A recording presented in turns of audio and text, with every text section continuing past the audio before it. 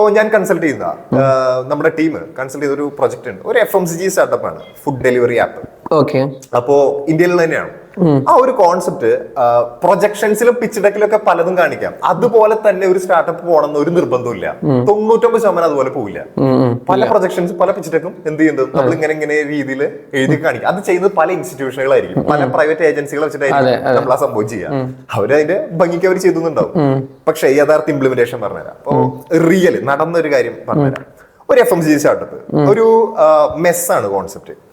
അതായത് ഫുഡ് 3 നേരം ഭക്ഷണം കൊടുക്കുന്ന ഒരു ചെറിയ കോൺസെപ്റ്റ്.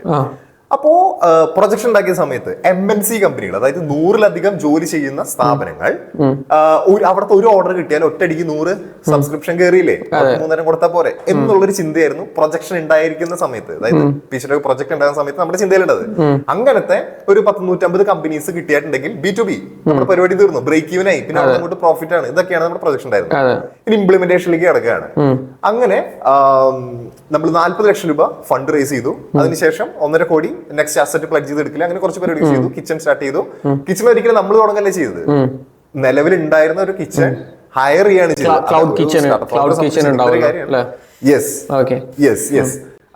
നമ്മൾ പുതിയതായിട്ട് തുടങ്ങുന്നതിനേക്കാൾ നല്ലത് ഏറ്റവും അഫോർഡബിൾ ആയിട്ട് റിലയബിൾ ആയിട്ട് കിട്ടുന്ന ഓപ്പർച്യൂണിറ്റീസും സോഴ്സുകൾ എന്താണോ അത് അന്വേഷിച്ച് പണമുള്ളവൻ പണം കൊണ്ട് പ്രശ്നം സോൾവ് ചെയ്യും. അതല്ലാത്തവൻ അവന്റെ ബുദ്ധി കൊണ്ട് സോൾവ് ചെയ്യാൻ നോക്കണം. എങ്കിലേ അത് ഭംഗിയായിട്ട് മുന്നോട്ട് കൊണ്ടുപോകും. കറക്റ്റ്. അപ്പോ നമ്മൾ അങ്ങനെ ഒരു കിച്ചൺ എടുത്തു. പക്ഷെ സ്റ്റാർട്ടപ്പ് വർക്ക് ചെയ്യുന്നത് വാല്യുവേഷനിലാണ്, ബിസിനസ് ടേൺ ഓവറിലും. വാല്യുവേഷൻ ഗെയിമാണ് യഥാർത്ഥത്തിൽ ബിസിനസ് എന്ന് പറയുന്നത്. അപ്പൊ നമ്മൾ ഇവിടുത്തെ ഷെഫിനെ, പ്രീമിയം ഷെഫുകളെ കൊണ്ടുവന്നിരുന്നു. അപ്പോ സാലറി ഭയങ്കര ഹ്യൂജ് ആണ്.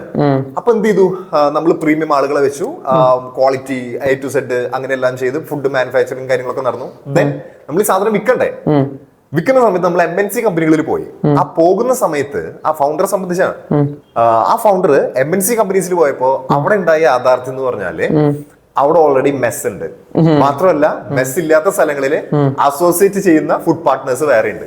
ഇവരുടെ ഫുഡ് ആവശ്യമില്ല, തകർന്നില്ലേ സംരംഭകൻ, ഫണ്ട് എടുത്ത് റിട്ടേൺസ് കൊടുക്കണ്ടേ. അപ്പൊ ഇനി എന്ത് വേണം, അടുത്ത സ്ഥലങ്ങളിലേക്ക് അന്വേഷിച്ചു വേണം. അപ്പൊ എന്ത് ചെറിയ റീറ്റെയിൽ ഷോപ്പുകള് അങ്ങനെ പരിസര പ്രദേശങ്ങളിലൊക്കെ ചെന്നു. കാരണം ഇത് ദൂരെ യാത്രകൾ പോകാൻ പറ്റില്ല, ഫുഡാണ്. അതായത് 3 നേരത്തെ റെഡി ഭക്ഷണമാണ്. കുറച്ച് സമയത്തുള്ളില് രാവിലത്തെ ലഞ്ച് കൊണ്ട് കൊടുക്കണം. പ്രോപ്പർ ആയിട്ടുള്ള ടൈം ക്യാപ്പിൽ കിട്ടിയിട്ടില്ലെങ്കിൽ അത് ക്യാൻസൽ ചെയ്യുകയും ചെയ്യും. യെസ്, അതെ. അപ്പൊ ഒരു നിശ്ചിത റേഡിയസ് ഉണ്ട്. ആ റേഡിയസിനുള്ളിലെ സാധനം എടുക്കാൻ പറ്റില്ല. കാരണം ട്രാഫിക് ഉണ്ട്, അതിന്റെ ഇടയിൽ കൊണ്ടുപോകും വേണം, എളുപ്പമല്ല.